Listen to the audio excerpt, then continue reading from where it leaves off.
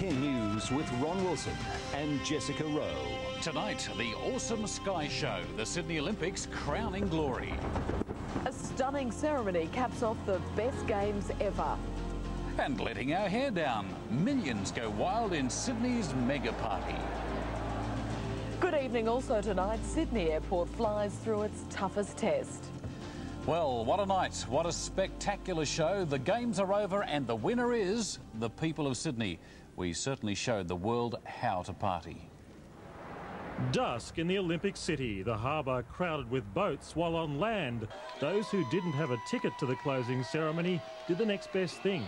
1.5 million people crowding into the city centre and every vantage point around the water.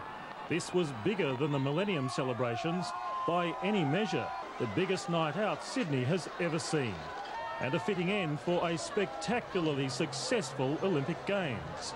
The rail system delivering hundreds of thousands into a city already bursting at the seams. They packed out live sites, watching the action on giant screens. Tens of thousands jamming into every pub in town to toast the Aussie Olympics. The last 2 weeks has been such a great party and the atmosphere is brilliant. An enormous army of spectators marching for hours to find the best vantage point. We've been walking since 3:45 and we've been trying to find somewhere to go to see the bridge. Chalkers, man. Chalkers all the way.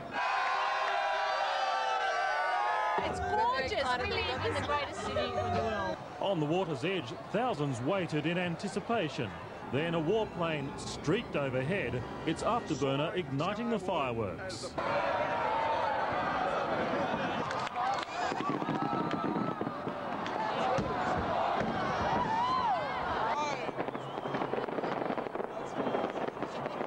It was a blaze of fire unlike any we've seen before. Organisers wanted to outdo the Millennium fireworks display. Once again, the Harbour Bridge was the centrepiece.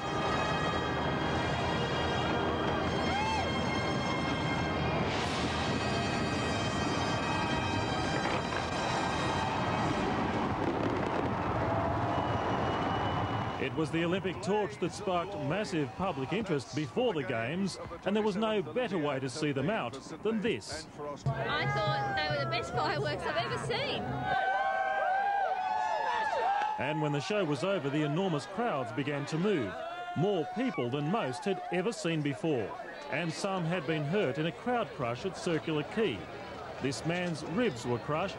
Others were treated by St John's Ambulance after falls